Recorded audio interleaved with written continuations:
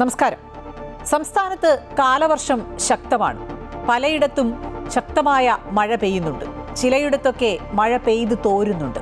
പക്ഷേ കാലവർഷക്കെടുതി വലിയ രീതിയിൽ ബാധിച്ചിട്ടുണ്ട്. ആളുകളുടെ ജീവിതത്തെ, അവരുടെ മുന്നോട്ടുള്ള യാത്രയെ, ഒപ്പം വലിയ സ്വപ്നങ്ങളെയും ഒക്കെ ബാധിച്ചു. പക്ഷേ കാലാവസ്ഥാ നിരീക്ഷണ കേന്ദ്രവും അതോടൊപ്പം തന്നെ KSMDMA ഒക്കെ നൽകുന്ന മുന്നറിയിപ്പുകൾ നിങ്ങൾ ഒരിക്കലും പാലിക്കാതിരിക്കരുത്. അത് ഉണ്ടാക്കാൻ പോകുന്ന പ്രത്യാഘാതം ഇതിലും വലുതായിരിക്കും. അതുകൊണ്ട് തന്നെ ഇപ്പോൾ ജാഗ്രതാ നിർദ്ദേശമൊക്കെ നൽകിയിരിക്കുന്ന ഘട്ടത്തിൽ ചിലയിടങ്ങളിൽ റെഡ് അലേർട്ടുണ്ട്, ചിലയിടങ്ങളിൽ ഓറഞ്ച് അലേർട്ടുണ്ട്. ആ ജാഗ്രതയുമായി മുന്നോട്ട് പോവുക. മാറി താമസിക്കാൻ അധികൃതർ നിർദ്ദേശിക്കുകയാണെങ്കിൽ തീർച്ചയായും നിങ്ങൾ ഒരു ഉദാസീനതയും ആ കാര്യത്തിൽ വരുത്താതെ മാറുക. വീണ്ടും പറയുന്നത് വലിയ ദുരന്തത്തെ നമ്മൾ അഭിമുഖീകരിക്കാതിരിക്കാൻ വേണ്ടിയാണ്. സമഗ്ര വാർത്തകൾ നോക്കാം. ആദ്യം തലക്കെട്ട്.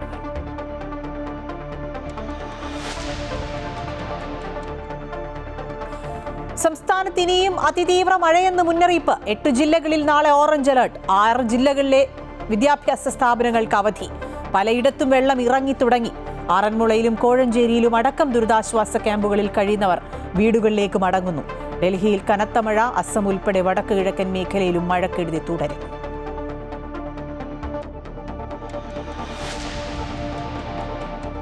പയ്യന്നൂരിൽ പ്രകോപന പ്രസംഗവുമായി CPM കണ്ണൂർ ജില്ലാ സെക്രട്ടറി KK രാഗേഷ്. കുഞ്ഞികൃഷ്ണൻ അനുകൂലിയുടെ ചെമ്മീൻ ഷെഡ് കത്തിച്ചതിൽ പാർട്ടിക്ക് പങ്കില്ലെന്ന് വിശദീകരണം. ഷെഡ് മാത്രമല്ല, അതിനടിയിലുള്ളതും മാന്തിയെടുക്കാൻ പാർട്ടിക്ക് ശേഷിയുണ്ടെന്ന് രാഗേഷ്. CPM ആക്രമണത്തിന് കോപ്പുകൂട്ടുന്നുവെന്ന് കുഞ്ഞികൃഷ്ണൻ. ED ഉദ്യോഗസ്ഥരെ ആക്രമിച്ച കേസിൽ MV ഗോവിന്ദൻ, ജോൺ ബ്രിട്ടാസ് ഉൾപ്പെടെയുള്ള CPM നേതാക്കളെ ചോദ്യം ചെയ്തേക്കും.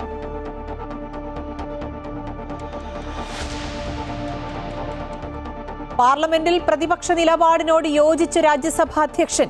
സഭയിലെത്തണമെന്ന പ്രതിപക്ഷ വികാരം ആഭ്യന്തരമന്ത്രി അമിത്ഷായെ അറിയിക്കാൻ കേന്ദ്രമന്ത്രി കിരൺ റിജിജുവിനോട് CP രാധാകൃഷ്ണൻ. ആര് സഭയിൽ വരണമെന്ന് പ്രതിപക്ഷം ഉത്തരവിടേണ്ടെന്ന് കേന്ദ്രമന്ത്രി കിരൺ റിജിജു. പ്രതിപക്ഷ ബഹളത്തിൽ ഇന്നും പാർലമെന്റ് തടസ്സപ്പെട്ടു.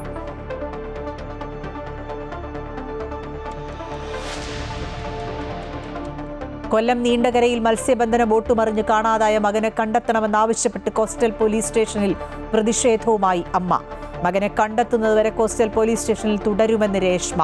ജില്ലാ കളക്ടർ നേരിട്ടെത്തി കാര്യങ്ങൾ പരിഹരിക്കണമെന്ന ആവശ്യം. കണ്ണൂർ ചെറുപുഴയിൽ ഒഴുക്കിൽപ്പെട്ട് മരിച്ച തിരുവനന്തപുരം സ്വദേശി R രാജേഷിന്റെ മൃതദേഹം ചാവക്കാട് വരെ കൊണ്ടുപോയത് ഫ്രീസർ സൗകര്യമില്ലാത്ത വാഹനത്തിൽ. അന്വേഷണം നടത്തി റിപ്പോർട്ട് സമർപ്പിക്കാൻ ജില്ലാ കളക്ടറുടെ നിർദ്ദേശം.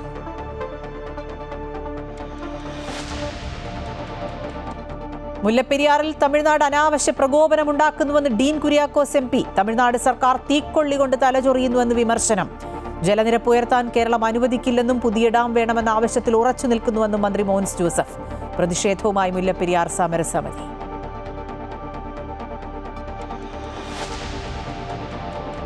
മുത്തങ്ങ കേസിൽ കീഴ്ക്കോടതി വിധി സൂക്ഷ്മമായി പരിശോധിക്കണമെന്ന് ഹൈക്കോടതി.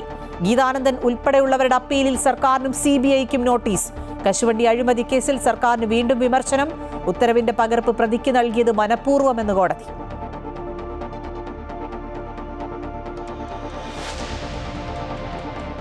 തൃശൂർ കുന്നംകുളത്ത് പാറയമ്പാടത്ത് നിയന്ത്രണം വിട്ട സ്വകാര്യ ബസ് നിരവധി വാഹനങ്ങളിൽ ഇടിച്ച അപകടം. 2 മരണം, നിരവധി പേർക്ക് പരിക്ക്. 2 പേരുടെ നില ഗുരുതരം. അപകടത്തിൽപ്പെട്ടത് കുറ്റിപ്പുറം തൃശൂർ റൂട്ടിലോടുന്ന ബസ്. ചാലക്കുടിയിൽ സ്കൂൾ ബസ് നിയന്ത്രണം വിട്ട് കനാലിലേക്ക് വീണു. 20ഓളം കുട്ടികൾക്ക് പരിക്ക്.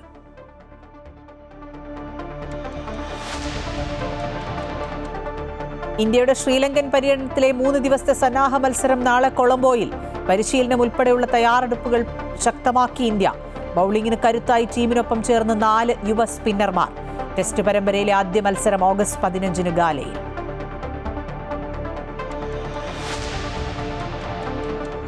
ഇന്ത്യയുടെ അത്യാധുനിക ബാലിസ്റ്റിക് മിസൈൽ അഗ്നി-4ന്റെ പരീക്ഷണം വിജയകരം. ഒഡീഷയിലെ ചന്ദിപ്പൂരിൽ നിന്ന് വിക്ഷേപിച്ച മിസൈലിന്റെ എല്ലാ പ്രവർത്തനങ്ങളും കൃത്യമെന്ന് പ്രതിരോധ മന്ത്രാലയം. അഗ്നി-4 രാജ്യത്തിന്റെ പ്രതിരോധ സുരക്ഷാ രംഗത്ത് വലിയ നാഴികക്കല്ലെന്ന് വിലയിരുത്തൽ.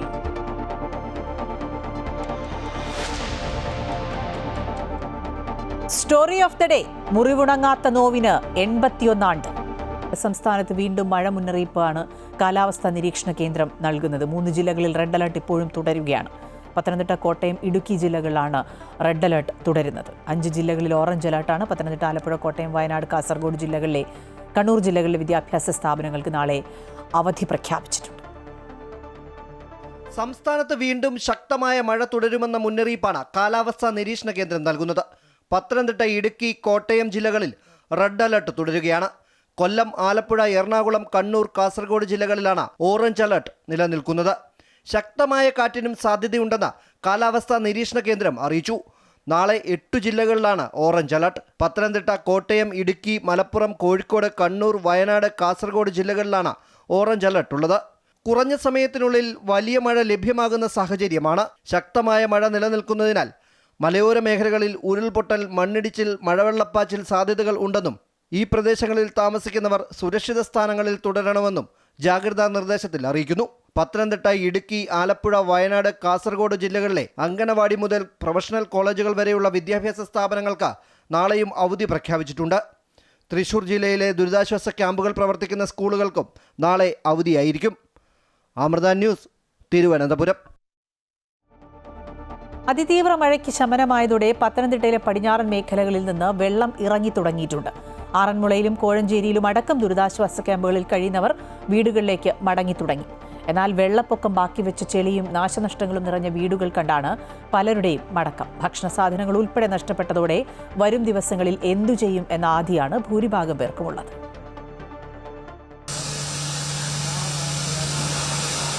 പത്തനംതിട്ടയിലെ പടിഞ്ഞാറൻ മേഖലകളിൽ വെള്ളമിറങ്ങിയതോടെ ആറന്മുള, കോഴഞ്ചേരി പ്രദേശങ്ങളിലെ ക്യാമ്പുകളിൽ നിന്ന് ആളുകൾ വീടുകളിലേക്ക് തിരികെ എത്തി തുടങ്ങി.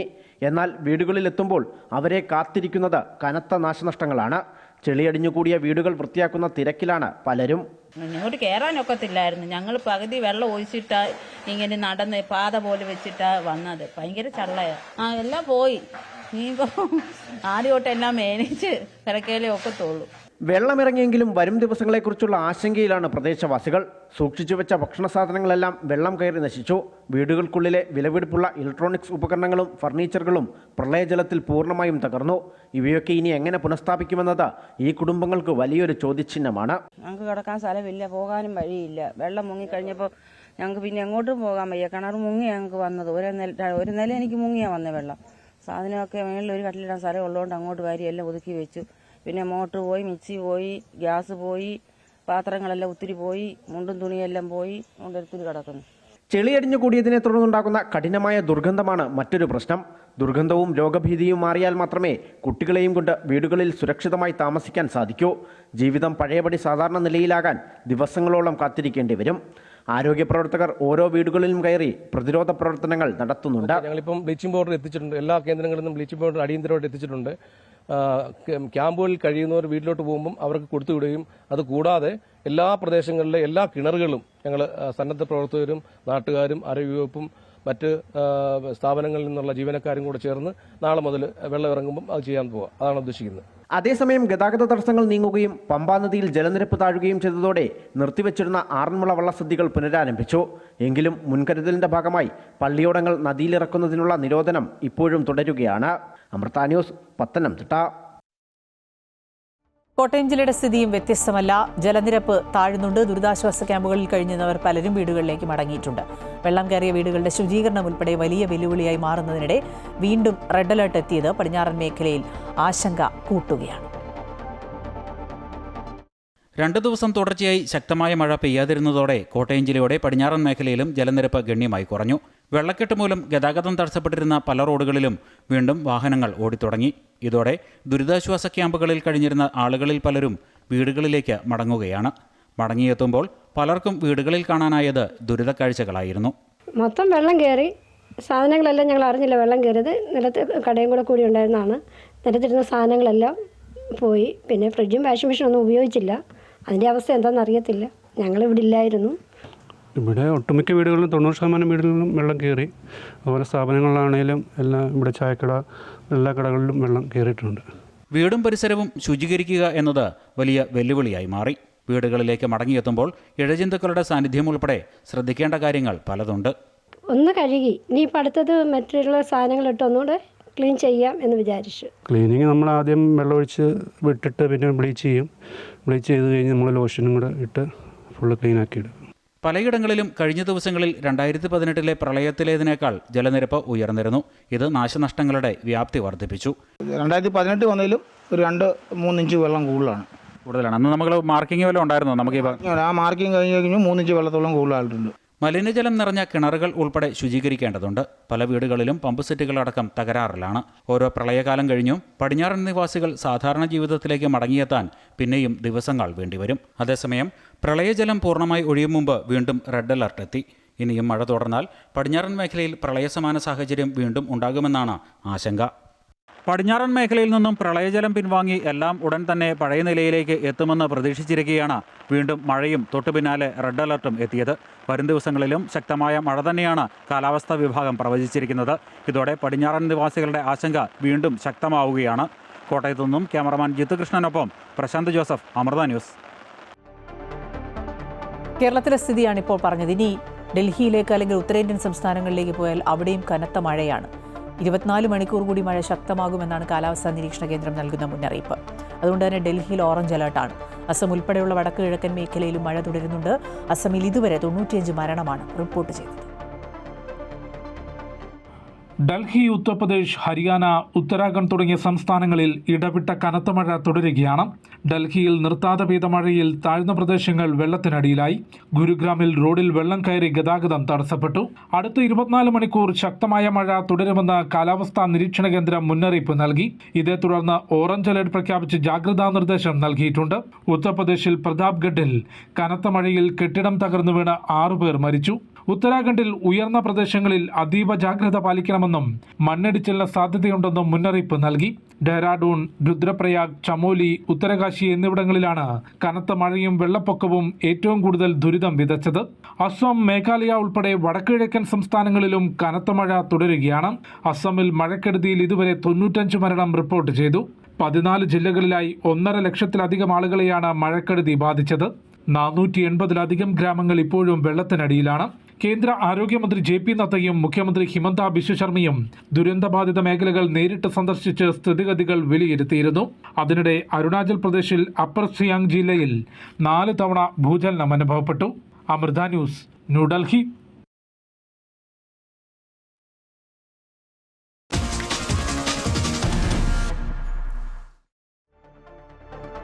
പയ്യന്നൂരിലെ അക്രമങ്ങളുടെ പശ്ചാത്തലത്തിൽ അല്ലെങ്കിൽ അങ്ങനെയുള്ള സംഭവങ്ങളുടെ പേരിൽ CPM വി കുഞ്ഞികൃഷ്ണൻ പോര് മുറുകുകയാണ്. CPM വിരുദ്ധ പ്രചാരണത്തിനെതിരെ DYSP ഓഫീസിലേക്ക് പ്രതിഷേധ മാർച്ച് സംഘടിപ്പിച്ചു. മാർച്ചിൽ പ്രകോപനപരമായ പ്രസ്താവന നടത്തിയ CPM ജില്ലാ സെക്രട്ടറി KK രാഗേഷ് പയ്യന്നൂരിലെ സ്ഥാനാർത്ഥി നിർണയവുമായി ബന്ധപ്പെട്ട വെളിപ്പെടുത്തലും നടത്തി. പയ്യന്നൂരിലെ അക്രമ സംഭവങ്ങളിൽ പ്രതികളെ പിടിക്കാത്ത പോലീസ് അനാസ്ഥയ്ക്കെതിരെയാണ് DYSP ഓഫീസിലേക്ക് CPM പ്രതിഷേധ മാർച്ച് സംഘടിപ്പിച്ചത്.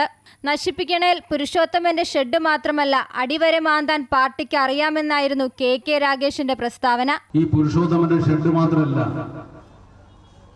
അതിന്റെ അടിയിലുള്ളതെല്ലാം മാന്തിയെടുക്കാൻ ശേഷിയുള്ള പാർട്ടിയാണ് പയ്യന്നൂരിലെ പാർട്ടി എന്ന് നിങ്ങൾ മനസ്സിലാക്കിക്കൊള്ളി. പക്ഷെ അതല്ലല്ലോ ഞങ്ങളുടെ ഉദ്ദേശം.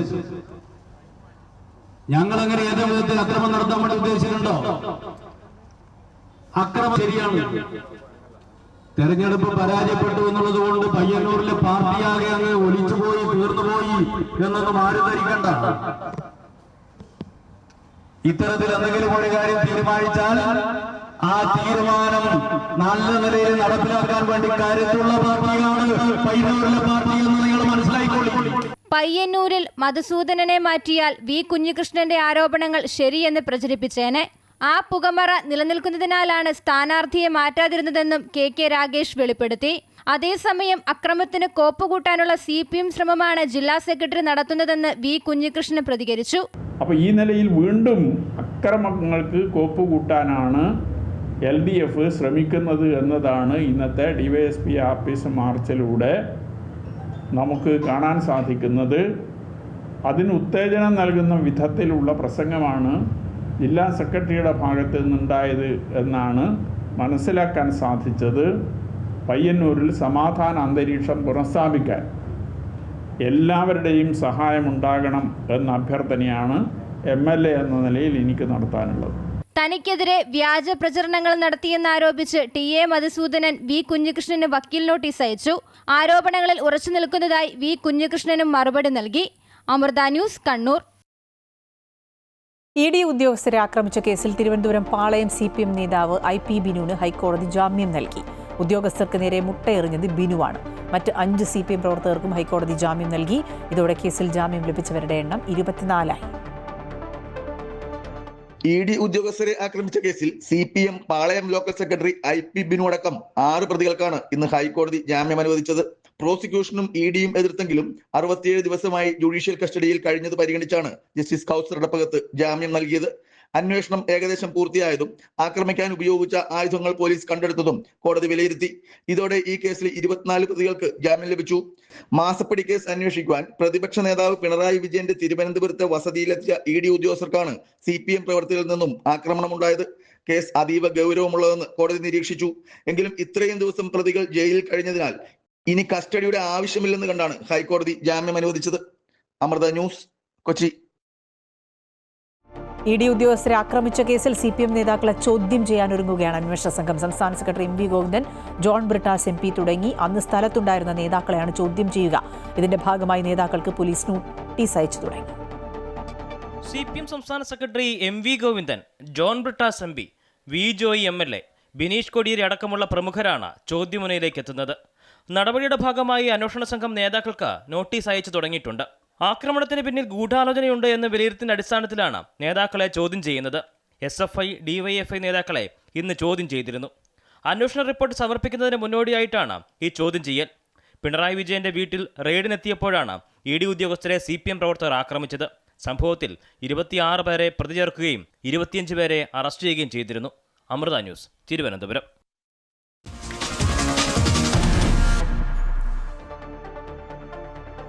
പ്രതിപക്ഷ പ്രതിഷേധത്തിൽ ഇന്നും പാർലമെന്റ് പ്രക്ഷുബ്ധമാകുന്നതാണ് കണ്ടത്. പ്രതിപക്ഷത്തിന്റെ വികാരം ആഭ്യന്തരമന്ത്രി അറിയിക്കാൻ കേന്ദ്രമന്ത്രി കിരൺ റിജിജുവിനോട് രാജ്യസഭാ ചെയർമാൻ നിർദ്ദേശിച്ചു. ആര് സഭയിൽ വരണമെന്ന് പ്രതിപക്ഷം ഉത്തരവിടേണ്ടതില്ല എന്നും ക്രിയാത്മക ചർച്ചയ്ക്ക് പകരം ബഹളം വയ്ക്കാൻ മാത്രമാണ് പ്രതിപക്ഷത്തിന് താൽപ്പര്യമെന്നും കിരൺ റിജിജു വിമർശിക്കുകയും ചെയ്തു. അതേസമയം ഭരണഘടനാ ഭേദഗതി ബില്ലുകൾ പാസാക്കുന്നതിന് ലോക്സഭയിൽ 3/2 ഭൂരിപക്ഷം ഉറപ്പാക്കാനുള്ള ശ്രമം കേന്ദ്ര സർക്കാർ ഊർജിതമാക്കി. CJP സമരത്തിലെ പോലീസ് നടപടിയിൽ ആഭ്യന്തരമന്ത്രിയുടെ മറുപടി, അയോധ്യ സംഭാവന ക്രമക്കേട് തുടങ്ങിയ വിഷയങ്ങൾ ഉയർത്തി പ്രതിപക്ഷം ഇന്നും പാർലമെന്റിൽ പ്രതിഷേധിച്ചു. ലോക്സഭയും രാജ്യസഭയും നിരവധി തവണ തടസ്സപ്പെട്ടു. ആഭ്യന്തരമന്ത്രി പാർലമെന്റിൽ വരണമെന്നാവശ്യപ്പെട്ട് പ്രതിപക്ഷം മുദ്രാവാക്യം വിളിച്ച് സഭ തടസ്സപ്പെടുത്തിയതോടെ പ്രതിപക്ഷത്തിന്റെ വികാരം ആഭ്യന്തരമന്ത്രിയെ അറിയിക്കാൻ രാജ്യസഭാ ചെയർമാൻ നിർദ്ദേശിച്ചു. കേന്ദ്ര പാർലമെന്ററി കാര്യ വകുപ്പ് മന്ത്രി കിരൺ റിജിജുവിനോടാണ് ചെയർമാൻ CP രാധാകൃഷ്ണൻ ഇക്കാര്യം നിർദ്ദേശിച്ചത്. സഭയിൽ ആര് വരണമെന്ന് പ്രതിപക്ഷം ഉത്തരവിടേണ്ടെന്ന് കിരൺ റിജിജു വ്യക്തമാക്കി. പ്രതിപക്ഷത്തിന് സഭയിൽ ക്രിയാത്മക ചർച്ചകൾക്ക് താൽപ്പര്യമില്ലെന്നും എപ്പോഴും ബഹളം വെച്ച് സഭ തടസ്സപ്പെടുത്താനാണ് താൽപ്പര്യമെന്നും അദ്ദേഹം പറഞ്ഞു. പ്രതിപക്ഷം മനഃപൂർവ്വം പാർലമെന്റ് തടസ്സപ്പെടുത്തുകയാണെന്നും മല്ലികാർജുൻ ഖർഗെ ഒരേ കാര്യങ്ങളാണ് ദിവസവും ആവർത്തിക്കുന്നതെന്നും കിരൺ റിജിജു വിമർശിച്ചു.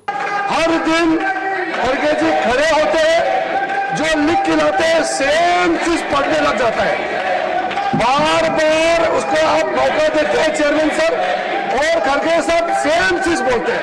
സഭയിൽ എന്താണ് സംസാരിക്കേണ്ടതെന്ന് റിജിജുവിൽ നിന്ന് പഠിക്കേണ്ടതില്ലെന്നും എന്ത് പറയണം എപ്പോൾ പറയണമെന്നത് തന്റെ അവകാശമാണെന്നും മല്ലികാർജുൻ ഖർഗെ തിരിച്ചടിച്ചു. ये अगर रूल्स नहीं पढ़ूंगा, अगर मेरा मैटर अगर नहीं पढ़ूंगा, क्या तुम DSO में पढ़ो? अरे it is my right what to speak, when to speak, how to speak. അതേസമയം FCRA നിയമ ഭേദഗതി ബിൽ ഉടൻ തന്നെ പാർലമെന്റിൽ അവതരിപ്പിച്ച് പാസാക്കാനാണ് കേന്ദ്ര സർക്കാർ തീരുമാനം. ബില്ലിന്മേലുള്ള ചർച്ചയ്ക്ക് കേന്ദ്ര ആഭ്യന്തരമന്ത്രി അമിത്ഷാ മറുപടി പറയും. DMK ഉൾപ്പെടെ NDAക്ക് പുറത്തുള്ള കക്ഷികളെ അനുനയിപ്പിച്ച് ലോക്സഭയിൽ 3/2 ഭൂരിപക്ഷം ഉറപ്പാക്കാനും കേന്ദ്ര സർക്കാർ നീക്കം ശക്തമാക്കി. അമൃത ന്യൂസ്, ന്യൂഡൽഹി. കൊല്ലം നീണ്ടകരയിൽ മത്സ്യബന്ധനത്തിനിടെ കാണാതായ പുത്തൻതുറ സ്വദേശി ഗൗതം കൃഷ്ണയെ കണ്ടെത്തുന്നതിനായി വിദഗ്ധ സംഘം നാളെ മുതൽ തെരച്ചിൽ നടത്തും. രാവിലെ 6:30 മുതൽ തെരച്ചിൽ പുനരാരംഭിക്കാനാണ് തീരുമാനം. കൊല്ലം ACPയുമായി നടത്തിയ ചർച്ചയിലാണ് ഇത് സംബന്ധിച്ച് ധാരണയായത്. വിദഗ്ധ സംഘം എത്തുമെന്നതിന് ബന്ധപ്പെട്ട വകുപ്പുകളിൽ നിന്ന് ഔദ്യോഗിക ഉറപ്പ് ലഭിക്കണമെന്നാവശ്യപ്പെട്ട് ഗൗതം കൃഷ്ണയുടെ അമ്മ നീണ്ടകര കോസ്റ്റൽ പോലീസ് സ്റ്റേഷന് മുന്നിൽ പ്രതിഷേധിച്ചിരുന്നു. തുടർന്ന് മുൻ ഫിഷറീസ് വകുപ്പ് മന്ത്രി J. മേഴ്സിക്കുട്ടിയമ്മ ഉൾപ്പെടെയുള്ളവർ സ്ഥലത്തെത്തി. പോലീസുമായി നടത്തിയ ചർച്ചയെ തുടർന്ന് പ്രതിഷേധം അവസാനിപ്പിച്ചു. പുത്തൻതുറ സ്വദേശി ഗൗതം കൃഷ്ണയെ കാണാതായിട്ട് 7 ദിവസം പിന്നിട്ടു. മത്സ്യബന്ധനത്തിനിടെ വള്ളം അപകടത്തിൽപ്പെട്ട് ഒരു കുടുംബത്തിലെ 3 പേരാണ് ദുരന്തത്തിൽപ്പെട്ടത്. ഗൗതമിന്റെ അച്ഛന്റെയും അപ്പൂപ്പന്റെയും മൃതദേഹങ്ങൾ നേരത്തെ കണ്ടെത്തിയിരുന്നു. കണ്ണൂർ ചെറുപുഴയിൽ രക്ഷാപ്രവർത്തകൻ ഒഴുക്കിൽപ്പെട്ട് മരിച്ച തിരുവനന്തപുരം സ്വദേശി ആർ രാജേഷിന്റെ മൃതദേഹം തൃശൂർ ചാവക്കാട് വരെ കൊണ്ടുപോയത് ഫ്രീസർ സൗകര്യമില്ലാത്ത വാഹനത്തിൽ. സാഹചര്യത്തെക്കുറിച്ച് വിശദമായ അന്വേഷണം നടത്തി റിപ്പോർട്ട് സമർപ്പിക്കാൻ ജില്ലാ കളക്ടർ നിർദ്ദേശം നൽകി. ADM PN പുരുഷോത്തമനെ അന്വേഷണത്തിനായി ചുമതലപ്പെടുത്തി.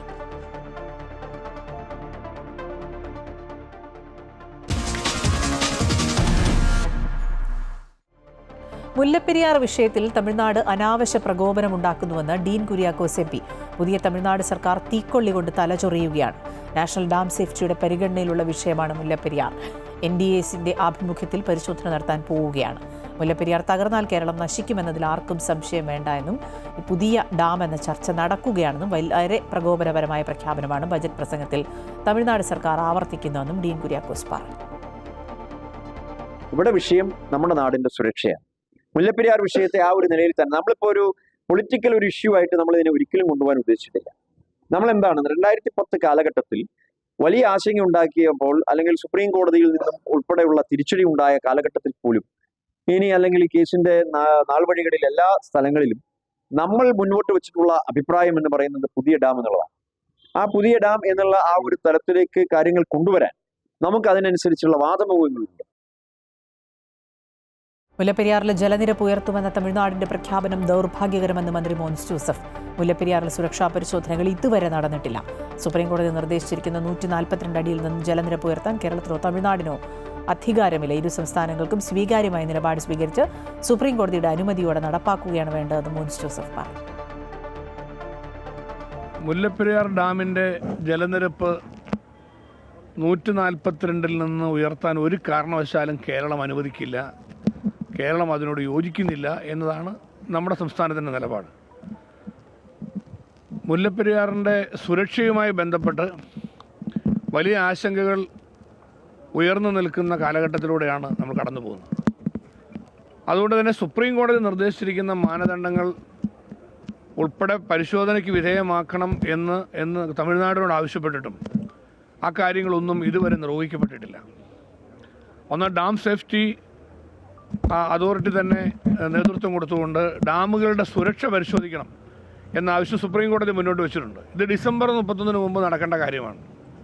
മുല്ലപ്പെരിയാർ ഡാമിൻ്റെ കാര്യത്തിൽ ഇതുവരെ ആ സുരക്ഷാ പരിശോധന പോലും നടത്താൻ കഴിഞ്ഞിട്ടില്ല. മുല്ലപ്പെരിയാർ അണക്കെട്ടിലെ ജലനിരപ്പ് ഉയർത്താൻ ശ്രമിക്കുമെന്ന തമിഴ്നാട് സർക്കാരിന്റെ ബജറ്റ് പ്രസംഗത്തിനെതിരെ മുല്ലപ്പെരിയാർ സമരസമിതി. ഇക്കാര്യത്തിൽ സംസ്ഥാന സർക്കാർ നിസ്സംഗത ഉപേക്ഷിച്ച് വേണ്ട നടപടികൾ സ്വീകരിക്കണമെന്ന് സമരസമിതി ആവശ്യപ്പെട്ടു. മുല്ലപ്പെരിയാർ അണക്കെട്ടിലെ ജലനിരപ്പ് 152 അടിയാക്കി ഉയർത്തുമെന്ന് തമിഴ്നാട് മുഖ്യമന്ത്രി വിജയ് പ്രഖ്യാപിച്ചിരുന്നു.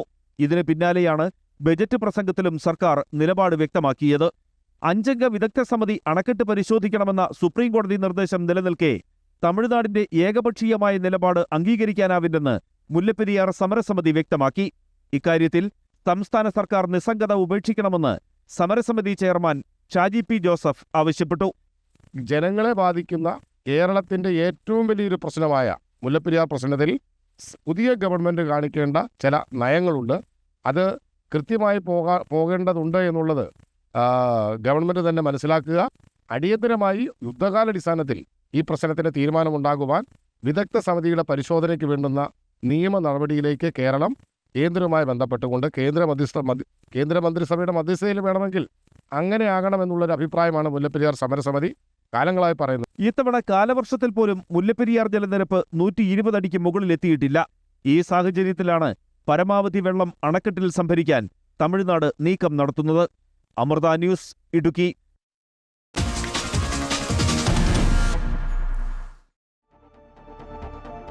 മുത്തങ്ങ ഭൂസമര കേസിൽ ശിക്ഷിക്കപ്പെട്ട ഗോത്രമഹാസഭ നേതാക്കളുടെ അപ്പീൽ ഹർജി ഹൈക്കോടതിയിൽ. ഗീതാനന്ദൻ അടക്കമുള്ളവരുടെ അപ്പീലിൽ കോടതി സർക്കാരിനും CBIക്കും നോട്ടീസ് അയച്ചു. സർക്കാരിന്റെ മുൻകൂർ അനുമതിയില്ലാത്ത CBI അന്വേഷണം നിയമവിരുദ്ധമാണ് എന്നാണ് ഹർജിക്കാരുടെ വാദം. ശിക്ഷ മരവിപ്പിക്കണമെന്ന ആവശ്യത്തിൽ കോടതി ബുധനാഴ്ച വിശദമായ വാദം കേൾക്കും. മുത്തങ്ങയിൽ പോലീസുകാരനെ വധിക്കാൻ ശ്രമിച്ച കേസിൽ ഗീതാനന്ദനടക്കം 5 പ്രതികളാണ് ശിക്ഷ റദ്ദാക്കണമെന്നാവശ്യപ്പെട്ട് ഹൈക്കോടതിയെ സമീപിച്ചത്.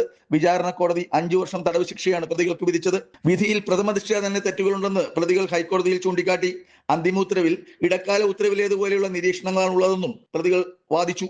ശിക്ഷ മരവിപ്പിക്കണമെന്നാണ് ആവശ്യം. ഇതേ തുടർന്ന് കോടതി CBIക്കും പ്രോസിക്യൂഷനും നോട്ടീസ് അയച്ചു. കേസ് ബുധനാഴ്ച തന്നെ വിശദമായ വാദം കേൾക്കും. സർക്കാരിന്റെയോ കോടതിയുടെയോ നിർദ്ദേശങ്ങളില്ലാതെയാണ് CBI കേസ് ഏറ്റെടുത്തതെന്നും ഇത് ചട്ടവിരുദ്ധമാണെന്നും പ്രതികൾ അപ്പീൽ ഹർജിയിൽ ആരോപിച്ചിട്ടുണ്ട്. അമൃത ന്യൂസ്, കൊച്ചി.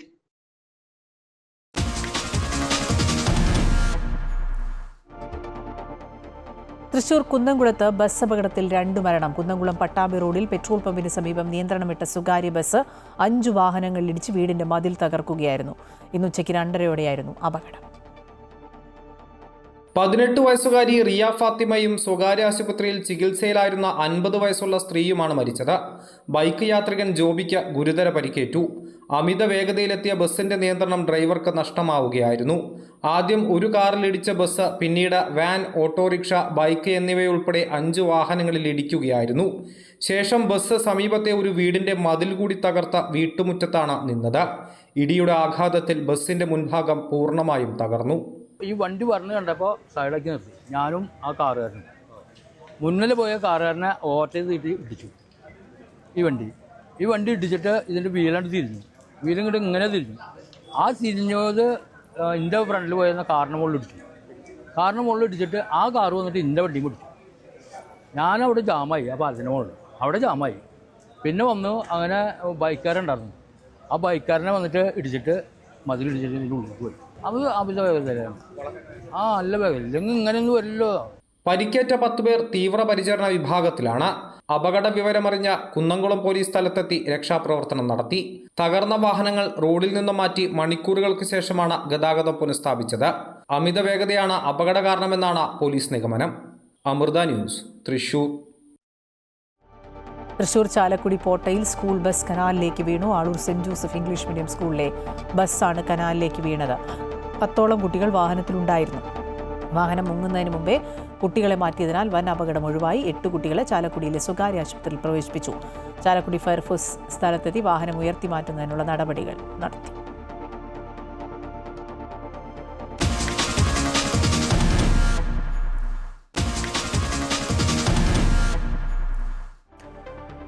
ശ്രീലങ്കയ്ക്കെതിരായ 2 മത്സരങ്ങളുള്ള ടെസ്റ്റ് പരമ്പരയ്ക്ക് മുന്നോടിയായി ഇന്ത്യ കളിക്കുന്ന പരിശീലന മത്സരം നാളെ രാവിലെ 10 മണിക്കാണ് മത്സരം.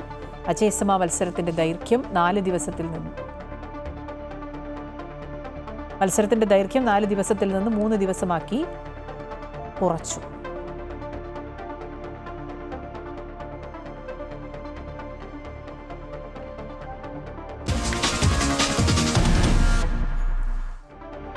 ഇന്ത്യയുടെ ബാലിസ്റ്റിക് മിസൈലായ അഗ്നി 4 വിജയകരമായി പരീക്ഷിച്ചു. ഒഡീഷയിലെ ചാന്ദിപ്പൂരിലുള്ള ഇന്റഗ്രേറ്റഡ് ടെസ്റ്റ് റേഞ്ചിൽ നിന്നായിരുന്നു വിക്ഷേപണം.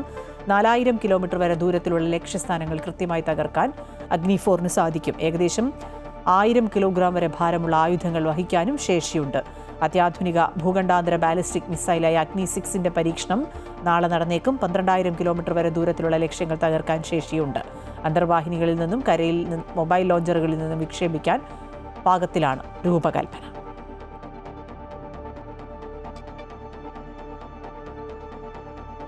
ഇസ്രായേൽ പ്രധാനമന്ത്രി ബെന്യാമിൻ നെതന്യാഹു പ്രധാനമന്ത്രി നരേന്ദ്രമോദിയുമായി ഫോണിൽ സംസാരിച്ചു. പശ്ചിമേഷ്യൻ മേഖലയിലെ സംഘർഷം സംബന്ധിച്ച് ഇരു നേതാക്കളും ചർച്ച ചെയ്തതായി പ്രധാനമന്ത്രിയുടെ ഓഫീസ് അറിയിച്ചു. വിവിധ മേഖലകളിൽ ഇന്ത്യയും ഇസ്രായേലും തമ്മിലുള്ള ഉഭയകക്ഷി സഹകരണം കൂടുതൽ ശക്തിപ്പെടുത്താനുള്ള ചർച്ചയും നെതന്യാഹുവും പ്രധാനമന്ത്രി മോദിയും തമ്മിൽ നടന്നു.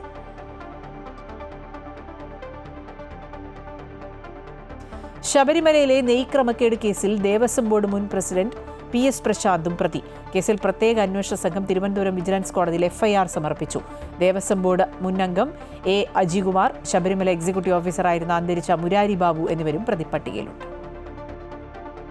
ശബരിമലയിൽ കഴിഞ്ഞ സീസണിൽ അരവണ നിർമ്മാണത്തിന് നെയ് വാങ്ങിയതിലെ ക്രമക്കേടാണ് വിജിലൻസ് അന്വേഷിക്കുന്നത്. കേസിൽ മുൻ ദേവസ്വം ബോർഡ് പ്രസിഡന്റ് PS പ്രശാന്തും മുൻ അംഗം A. അജികുമാർ, ശബരിമല സ്വർണ്ണക്കൊള്ളക്കേസിലെ പ്രതിയും ശബരിമല എക്സിക്യൂട്ടീവ് ഓഫീസറുമായ അന്തരിച്ച മുരാരി ബാബു എന്നിവരെ പ്രതി ചേർത്താണ് തിരുവനന്തപുരം വിജിലൻസ് കോടതിയിൽ FIR സമർപ്പിച്ചത്.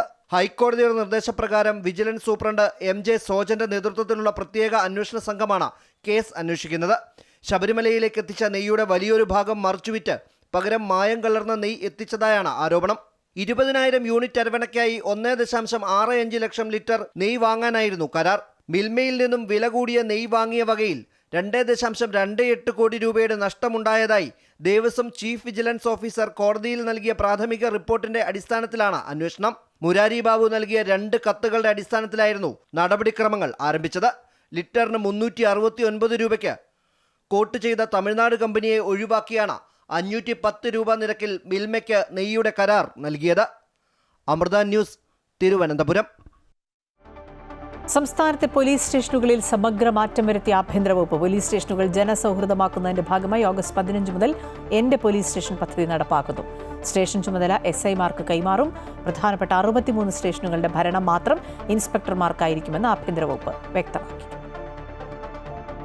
ജനങ്ങൾക്ക് പോലീസ് സ്റ്റേഷനിൽ നിന്ന് മെച്ചപ്പെട്ട സേവനം ലഭ്യമാക്കുന്നതിനായാണ് സമഗ്ര പരിഷ്കരണം നടപ്പാക്കുന്നത്. പോലീസിനെ ജനങ്ങളുടെ സ്വന്തം സംവിധാനമാക്കി മാറ്റുന്ന തരത്തിൽ സ്റ്റേഷനുകളുടെ മുഖഛായ തന്നെ മാറ്റുന്നു. മുൻപ് സർക്കിൾ ഇൻസ്പെക്ടർമാർ വഹിച്ചിരുന്ന SHO പദവി ഇനി മുതൽ സബ് ഇൻസ്പെക്ടർമാർക്ക് നൽകും.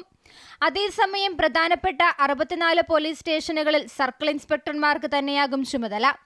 63 പോലീസ് സ്റ്റേഷനുകളിൽ വനിതകളാണ് SHO-മാരാകുന്നത്. കസ്റ്റഡി മരണങ്ങളും കസ്റ്റഡി മർദ്ദനവും പൂർണ്ണമായും ഇല്ലാതാക്കുമെന്നും ആഭ്യന്തരമന്ത്രി അറിയിച്ചു. ജനങ്ങൾക്ക് കൂടുതൽ മെച്ചപ്പെട്ട സൗകര്യം